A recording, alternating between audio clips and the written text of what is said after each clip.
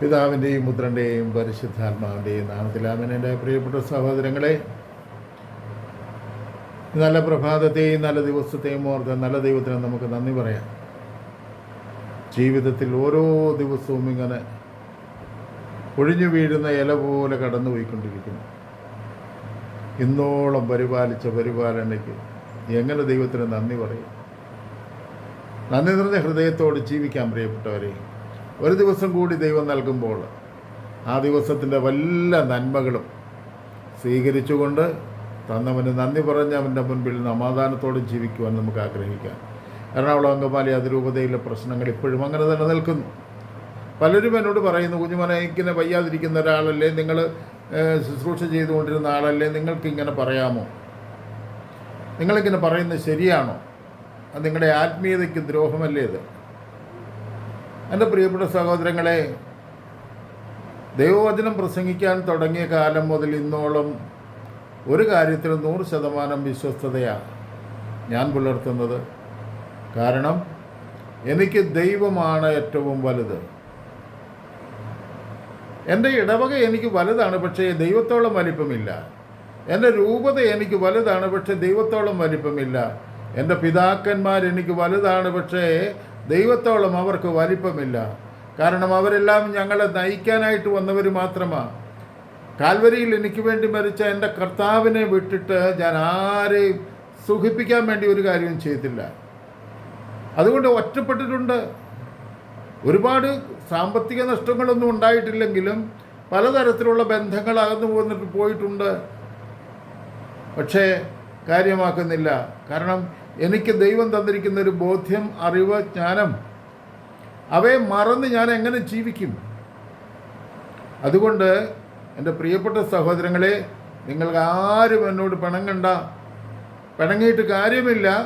കാരണം എനിക്ക് സ്വർഗം നഷ്ടപ്പെടുന്നൊരവസ്ഥയിലൂടെ ജീവിക്കാൻ ഇഷ്ടമില്ല. സ്വർഗം നഷ്ടപ്പെടുകയാണെങ്കിൽ പിന്നെ ഈ ലോകത്ത് എന്നാ കിട്ടിയിട്ട് കാര്യമെന്നാ? എന്നോട് ചില മനുഷ്യർ പറഞ്ഞു, നിങ്ങളെ ഇനി എങ്ങും പ്രസംഗിക്കാൻ വിളിക്കില്ല. ഞാൻ പറഞ്ഞു, എന്തിനാ പ്രസംഗിക്കുന്നത്? എനിക്കറിയാമല്ലോ, തെരുവിൽ പ്രസംഗിക്കാൻ അറിയാമല്ലോ. പള്ളി പ്രസംഗിച്ചിട്ട് ആരും മാനസാന്തരപ്പെടുന്നില്ല. തെരുവിൽ 1 മണിക്കൂർ, അരമണിക്കൂർ ഒരു മനുഷ്യനോട് സംസാരിച്ചാൽ, സങ്കടപ്പെടുന്ന മനുഷ്യരെ ഒന്ന് ചേർത്ത് പിടിച്ചാൽ, അവരുടെ കൂടെ അല്പനേരം ഇരുന്നാൽ, ഒരു ചായ ഒന്നിച്ചൊന്ന് വാങ്ങിച്ച് കുടിച്ചാൽ ഒക്കെ നമ്മൾ ആരോടടുത്ത് നിൽക്കുന്നോ, ജാതിമത വ്യത്യാസമില്ലാതെ നമ്മളോട് അടുത്ത് നിൽക്കുന്ന മനുഷ്യനിലേക്ക് ദൈവത്തിൻ്റെ സ്നേഹവും ദൈവത്തിൻ്റെ കൃപയും പകർന്നു കൊടുക്കാൻ പറ്റും. അത്രയൊന്നും ഒരു പള്ളിയിലും ഒരു കൺവെൻഷനിലും പ്രസംഗിച്ചാലും ഉണ്ടാവില്ല. ധിക്കാരം പറയുകയാണെന്ന് ധരിക്കല്ലേ, സത്യം പറയുകയാണ്. കാരണം പാവപ്പെട്ട മനുഷ്യൻ, സുവിശേഷം കേൾക്കേണ്ടവരൊക്കെ തെരുവിലാണ്, അനാഥരെ പോലെ ജീവിക്കുന്നു. നിരന്തരം സുവിശേഷം കേൾക്കുന്നവന് മാനസാന്തരമില്ല.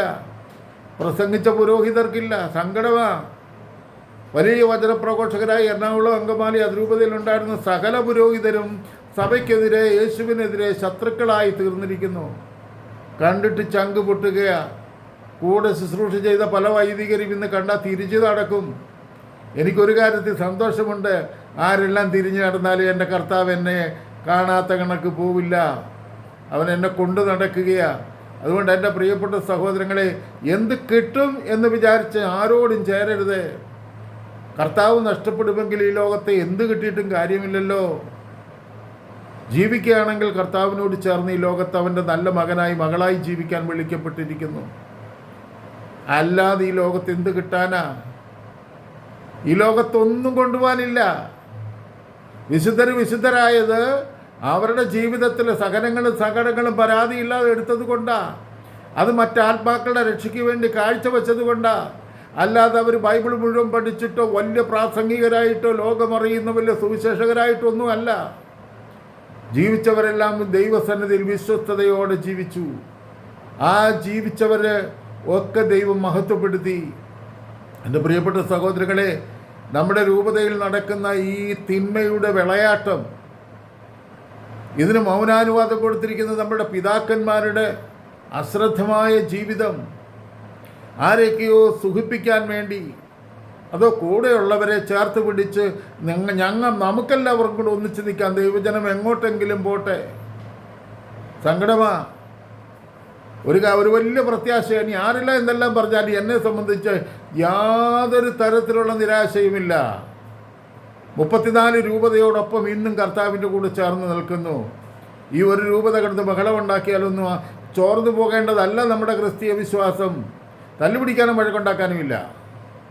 എൻ്റെ പ്രിയപ്പെട്ട സഹോദരങ്ങളെ, അതുകൊണ്ട് കർത്താവിനോട് ചേർന്ന് നിൽക്കുക എന്നുള്ളതാണ് ഒന്നാമത്തെ കാര്യം. ആയിരിക്കണം, അതിന് സംശയമൊന്നും വേണ്ട. പക്ഷേ സഭയിലെ അധികാരികൾ തിന്മ ചെയ്താൽ അതിന് കൂട്ടു നിൽക്കരുത്. കാരണം നമുക്ക് നീതിബോധം ദൈവം നൽകിയിട്ടുണ്ട്, ജ്ഞാനം നൽകിയിട്ടുണ്ട്, വിവേകം നൽകിയിട്ടുണ്ട്, പരിശുദ്ധാത്മാവിന് നൽകിയിട്ടുണ്ട്. പരിശുദ്ധാത്മാവിന് ചേരാത്ത അനുസരണക്കേടിൻ്റെ ആത്മാവിനെ തിരിച്ചറിയാനുള്ള വിവേകം എനിക്ക് നിങ്ങൾക്കുമില്ലെങ്കിൽ എന്ത് ഫലമാണ് ഉണ്ടാകുന്നത്? ഈ പിതാക്കന്മാരോടെല്ലാം വലിയ ഇഷ്ടമായിരുന്നു. പക്ഷേ ഇപ്പോൾ അവർ ചേരിമാറി. അവർ സഭ വിട്ടുപോകുന്നത് പോലെ സഭയെ തകർക്കാൻ ഒരുങ്ങിയിരിക്കുന്ന പരിപാടിയാണ്. അതുകൊണ്ട് ഒരു കാരണവശാലും കോംപ്രമൈസ് ഇല്ല. അടുത്ത സിനഡിൽ എന്തെങ്കിലും അത്ഭുതം നടക്കുമെന്ന് തന്നെ വിശ്വസിക്കുന്നു. ഇനിയും അടുത്ത സിനഡിൽ നടന്നില്ലെങ്കിലും ദൈവം ഞങ്ങളെ കൈവിടത്തില്ല. കർത്താവിനോട് ചേർന്ന് നിൽക്കുന്ന ഒരു മക്കളെയും ദൈവം കൈവിടത്തില്ല. ഒറ്റയ്ക്കാണെങ്കിലും അധർമ്മത്തിന് കൂട്ടു നിൽക്കില്ല.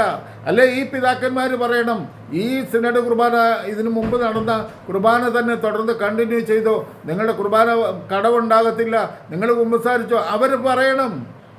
എന്തുകൊണ്ട്? ഒരു കുർബാന സിനഡ് കുർബാന ചെല്ലാമെന്ന് പറഞ്ഞ എറണാകുളം ബസിലിക്കയിൽ ഇരിക്കുന്ന പിതാവ്, 2 പിതാക്കന്മാരിൽ ആർക്കെങ്കിലും ഒരാൾക്ക് ഒരു ഞായറാഴ്ച അവിടെ ഒരു കുർബാന ചെല്ലാൻ പറ്റാതെ അവർ കൽപ്പന ഇട്ടും പാവപ്പെട്ട ദൈവജനത്തെ ഇട്ട് തട്ടിക്കളിക്കുന്ന ഈ അവസ്ഥ ദൈവം പൊറുക്കില്ല. പിന്നെ ബലഹീന മനുഷ്യൻ എങ്ങനെ പൊറുക്കും? ബോധമുള്ളവൻ എങ്ങനെ പൊറുക്കും? അതുകൊണ്ട് എൻ്റെ പ്രിയപ്പെട്ട സഹോദരങ്ങളെ, കഷ്ടങ്ങളും നഷ്ടങ്ങളും ഒരു തരത്തിലും ഭയപ്പെടുത്തുന്നില്ല.